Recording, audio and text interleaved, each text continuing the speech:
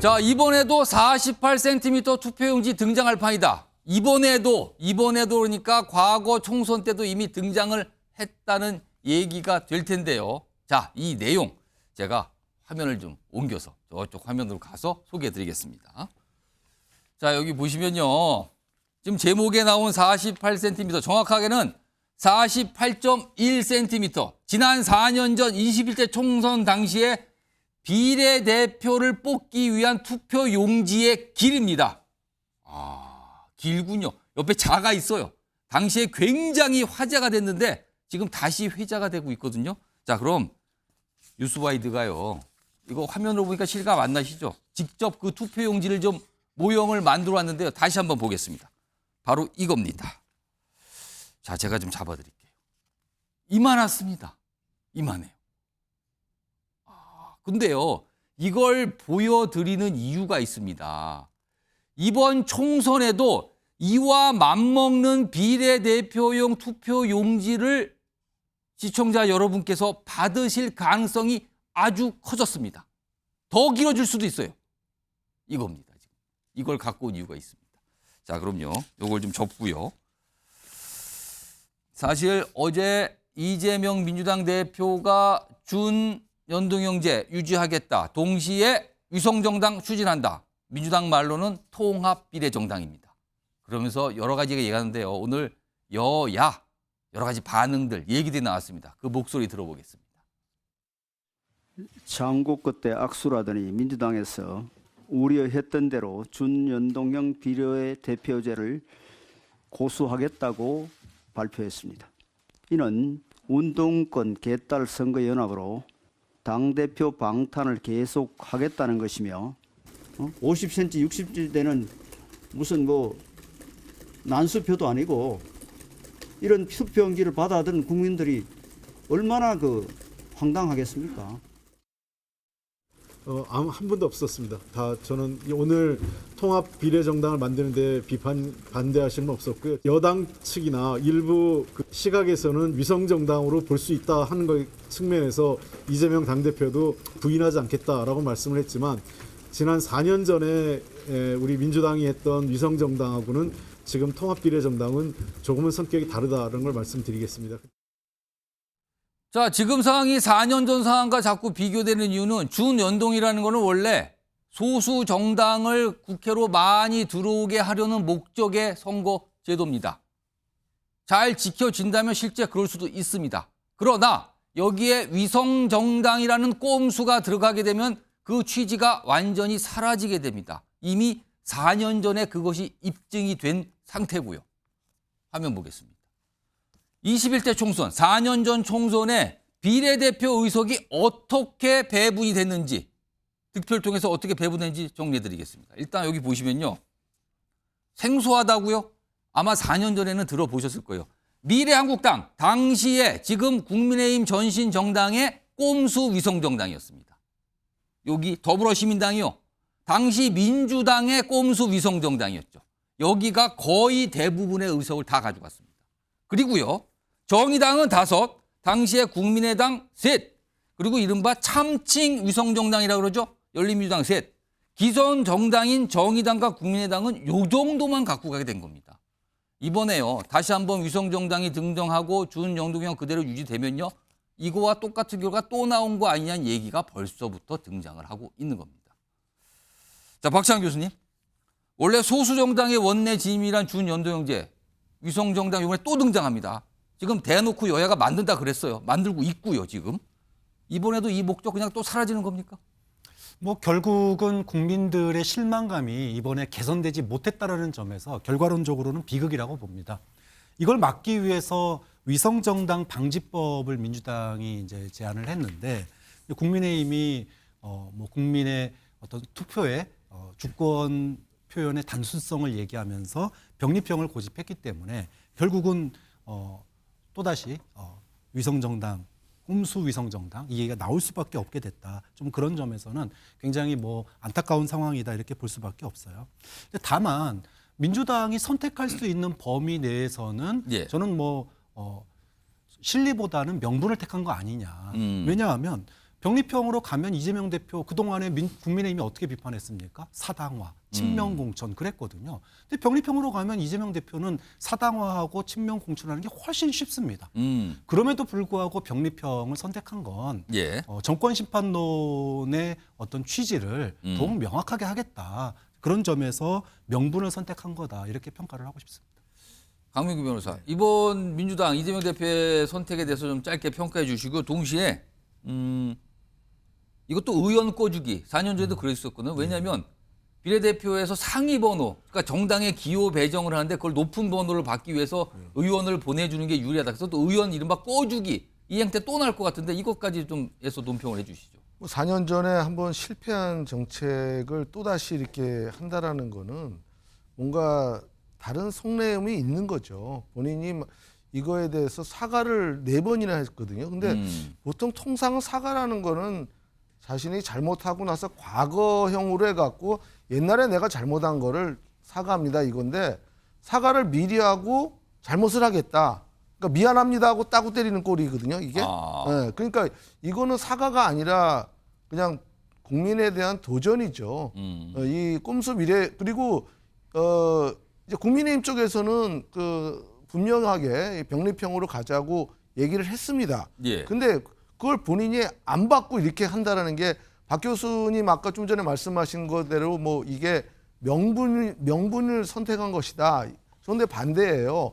이거는 사실 이재명 대표가 민주당 밖에 있는 예. 자신의 어떤 개딸 세력들, 그러니까 친위 부대들이죠. 말하자면은 당내에 있는 어떤 게 아니라 밖에 있는 비선 조직들을 갖고 또 활용하겠다. 어떻게 보면 자객으로 이걸 또 쓰겠다. 이런 어떤 정치적인 계산이 있는 것이지 이게 어떠한 명분을 뭐 택했다. 그러니까 과거에 했던 거를 또한 그 명분이라는 것도 웃기는 게 이미 실패한 거를 계속 고집하는 게 어떻게 명분이 되겠습니까? 이거는 정치적인 아집을 떠나서 그런 본인의 비선 조직들을 이용하겠다는 어떤 정치적인 계산이 철저히 깔려 있는 어떤 선택이라고 저는 생각합니다. 지금요.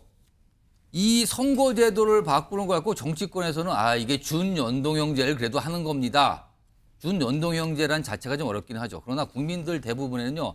이것도 위성정당이 등장하는구나라고 이해하시는 분이 굉장히 많이 있는데 이와 관련해서 이 민주당 내에서도 많은 질문을 받죠. 이거 혹시 조국 전 장관, 송영길 전 대표 이런 분들도 새로 만들어지게 될 위성정당에 참여하는 거 아닙니까? 맞습니까? 아닙니까? 이런 얘기 나오는데 이와 관련된 목소리들이 있습니다. 들어보겠습니다. 어느 누구도 저희는 분리하거나 배제할 의사는 없습니다.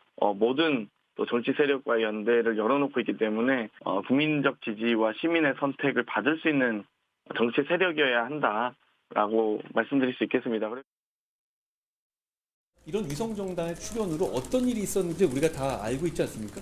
김의겸 같은 사람이 의원이 되는 거고 최강욱 같은 사람이 의원이 되는 걸 겁니다. 이런 위성정당 제도를 통해서 그런 운동권 특권 세력이 더 많이 의원이 될 수 있는 길이 열렸다. 조국 신당에 대해서도 배제할 의사가 없다. 그런 일이 생길 겁니다. 이번 이재명 대표의 결정으로 그런 일이 생길 겁니다. 자, 박성준 민주당 의원님, 장경태 최고위원이 조국 전 장관과 관련해서는 뭐 다 열려 있는 거다라는 취지. 그리고 송영길 전 대표에 대해서는 살짝 좀 조심스럽다는 취지의 얘기인데 이거 좀 어떻게 봐야 됩니까? 두 인물에 대해서는 위성정당, 비례정당 참여가 열려 있습니까? 전혀 가능성이 없는 겁니까? 그 얘기를 이제 언급하기 전에 좀 한동훈 비대위원장이 예. 얘기한 내용들을 보면 무슨 뭐 운동권 얘기를 좀 해서 이번 총선을 이념 전쟁으로 좀 가고자 하는 어떤 총선 전략이 좀 보이는 것 같은데요. 좀 안타까워요.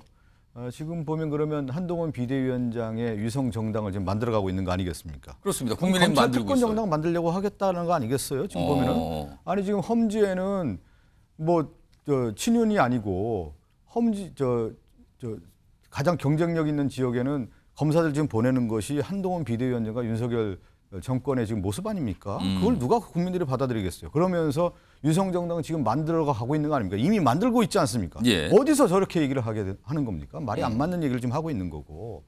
제가 이제 이번에 말씀드린 건 뭐냐면 이번에 이재명 당대표가 얘기한 건 뭐냐면 그동안의 권역별 비례와 관련된 논의까지 다 한 거예요. 여야가 예. 했지만 가장 중요한 지역주의 문제를 타파하기 위해서 이중 등록 문제라든가 그리고 예. 비례대표제 해에서의 소수자들의 소수 정권에 들어올 수 있는 문을 열어놓자고 하는 부분에 대해서 국민의힘이 예. 반대한 겁니까?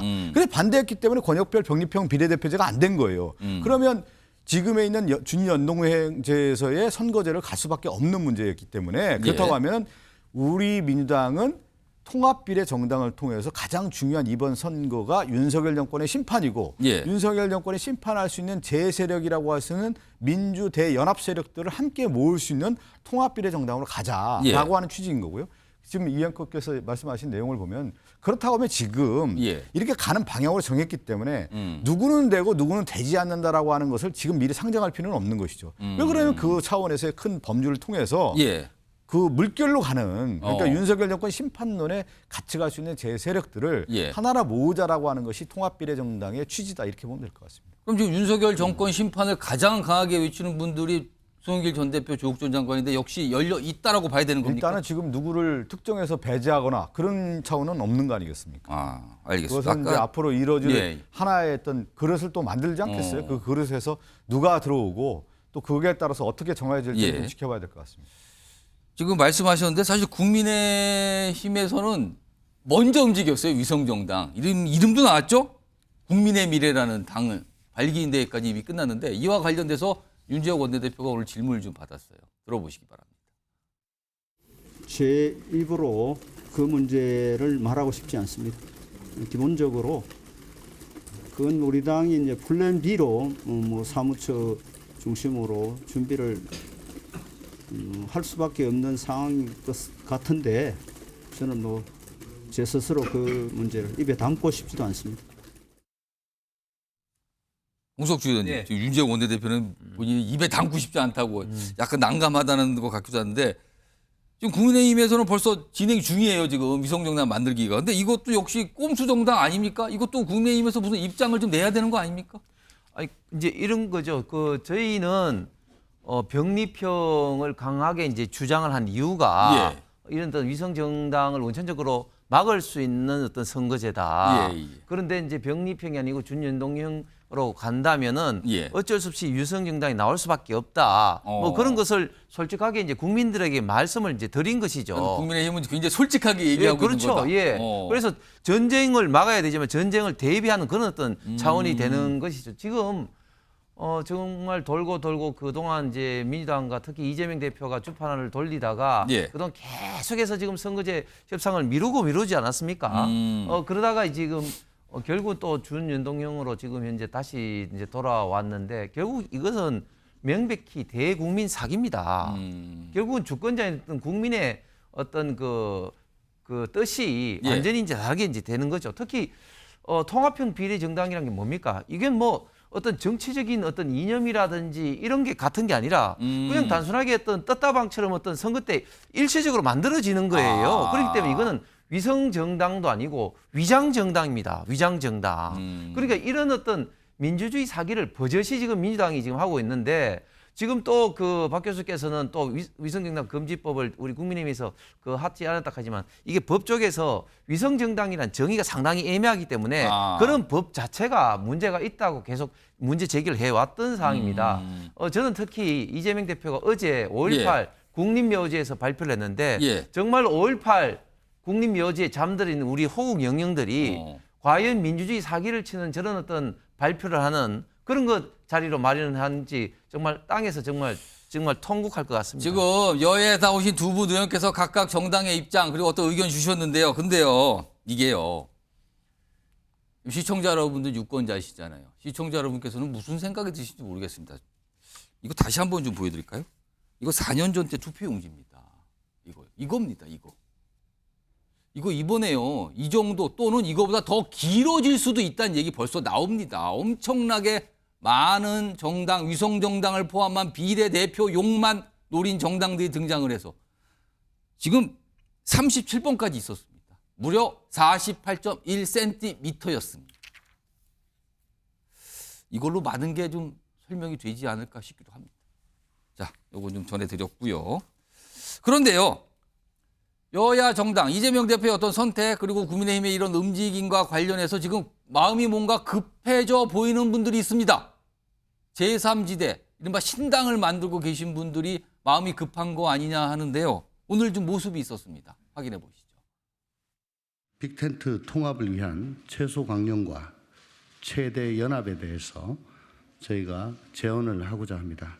대통합을 전제로 개혁신당, 새로운 미래, 새로운 선택에게 다음과 같은 방식으로 통합공천관리위원회 구성을 제안합니다. 오늘 중 우리의 제안을 검토하고 구체적 협의를 위한 공개 회동을 내일 오전부터 시작할 것을 요청합니다. 오뎅 신같이 이거 주면 되죠. 이거 주면 되지. 빨리 저 다음 주 좋은 얘기예요. 너무 길어서 아직 안 읽었는데 좋은 얘기겠지 뭐. 네. 뭐 이준석 대표는 뭐 길어서 안 읽었다는 얘기까지 덮는데 아무튼 오늘 많은 어떤 제안도 하고요. 그런 약속을 하자 이런 것까지 있었는데 뭐 그런 게 반응이었습니다. 화면 좀 다시 한번 보겠습니다. 아까 전해드렸던 건데 지금 이 이른바 제3지대 신당을 만든 신당이 많이 있잖아요. 근데 지금 4년 전 총선 때 신당을 포함해서 이른바 소수 정당들이 얻은 표 다시 한번 아까 말씀드렸지만 당시에 기존 정당인 정의당, 국민의당 각각 5석, 3석입니다. 나머지는 거대 정당이 만든 위성 정당들이 대부분 다 가져갔습니다. 이렇게 되면요. 박찬 교수님. 지금 밖에서 신당을 제3지대 신당을 만들고 있는 이 작은 정당들과 정치인들 굉장히 힘들어지는 겁니까, 그럼? 사실은 뭐 이거 아니어도 제3지대 빅텐트 이미 물 건너간 거 아니냐 뭐 이런 얘기들이 굉장히 많았었거든요. 예. 저는 그럼에도 불구하고 이번에 이제 준연동형으로 이제 확정됨으로 인해서 저는 제3지대의 소위 그 위성정당을 통한 제3지대 통합 이것도 좀 불가능한 건 아니다. 왜냐하면 이거를 제일 반길 사람이 지금 이원욱 조홍천 현 의원이에요. 왜냐하면 지금 이제 이낙연 신당으로 이분들이 합류 안 했잖아요. 안 했습니다. 그러면 어떻게든 본인들이 통합의 촉매제가 되겠다. 지금 이런 생각 가지고 그 통합이라는 건 신당끼리의 통합을 말하는 그렇죠. 거죠? 제3지대 통합을 위한 본인들이 이제 불쏘시개가 되겠다. 이제 그런 뉘앙스인데 지금 사실은 이제 정당의 통합은 불가능하다라고 봐야 되고요. 그렇게 되면은 뭐 양당의 위성 정당을 만들어서 플랫폼 정당을 만들어서 연합하는 방법 이게 이제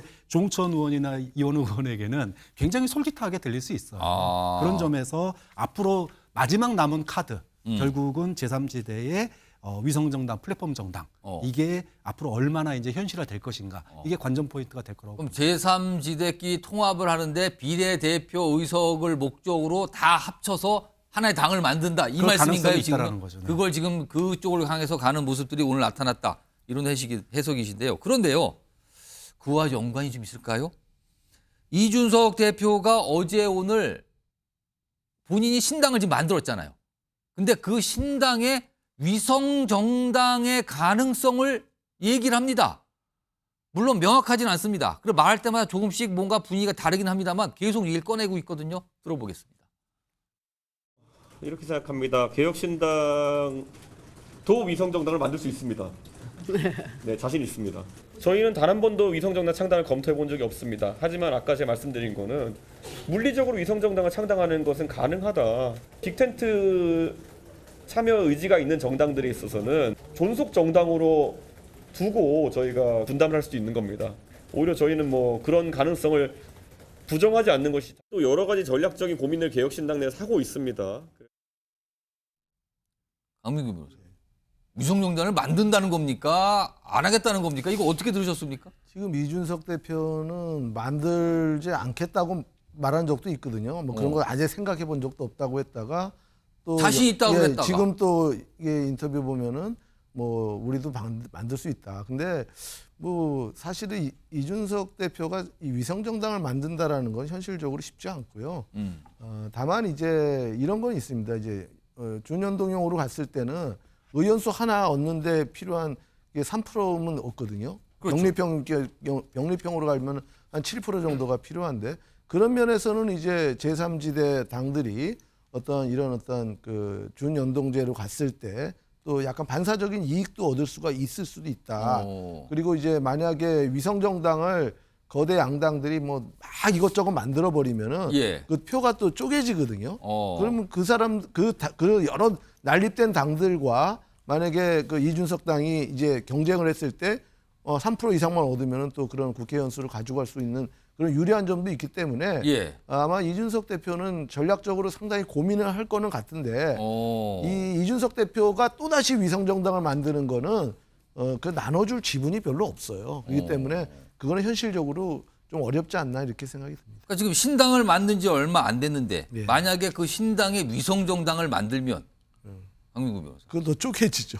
쪼개지는 데다가 유권자들이 그러면은 기존 정당하고 뭐가 그렇죠. 다른 겁니까라는 그런 질문 안 어떠한, 나오겠습니까? 예, 정치적인 명분에 있어서도 밀립니다. 왜냐하면은 이준석 개혁신당이 추구하는 게 뭡니까? 양당의 어떠한 어떻게 보면 패권주의 이런 거를 좀 타파하겠다고 본인이 기치를 걸고 나온 건데 똑같이 만약에 따라한다면은 사람들이 아이고 이준석 당도 뭐 다를 게 없네 그렇게 또 실망을 또 할 겁니다. 그렇기 때문에 그걸 위성정당을 만든다라는 거는 현실적으로도 어렵지만 명분적으로도 쉽지 않다 이렇게 생각이 듭니다. 아니 저는 개념 자체를 잘 이해를 못하는 거 아닌가 싶어요.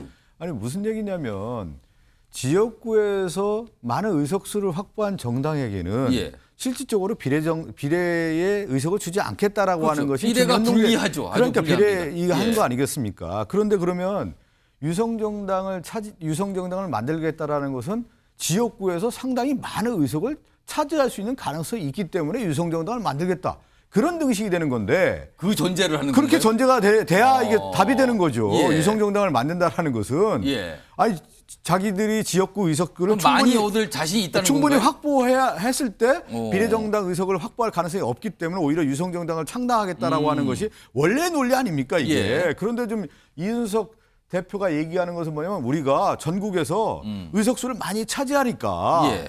유성정당도 만들 수 있다 이런 얘기가 돼야 되는 건데 저 얘기가 성립이 되는 거예요. 저는 갑자기 이준석 대표가 그동안에 정치권에 들어와서 명석한 두뇌로 얘기를 항상 해왔는데 저 자체가 성립이 안 되는 언어예요. 혹시 지역구 의석을 많이 얻을 자신이 있는 걸까요? 아니 홍 의원님 맞지 않아요? 제 얘기가? 아니 지역구에서 많이 얻어야 저 얘기가 성립이 되는 건데 그래서 그렇지가 않은 결국 이제 거죠. 지역구 이제 253석과 예. 비례 이제 47석이 지금 있지 예. 않습니까? 47석 비례를 어떻게 나누느냐를 이제 가지고 지금 그동안 그 얘기를 하고 있는데 이야기를 이게 제도가 지금 하고 정해진 있는 건데 건데, 사실상 지금 사실상 지금 지역구와 이 비례에 대해서 너무 이렇게 뭐 그렇게 할 필요성이 없이 일단은 비례 정당도 일단 일정 득표만 올리면 또 위성 정당이 가능할 수도 있는 겁니다. 지금 앞으로 협상에 있어서. 예. 그래서 너무 지금 복잡하게 되고 예. 국민들이 사실 이해를 하지 못해요. 예.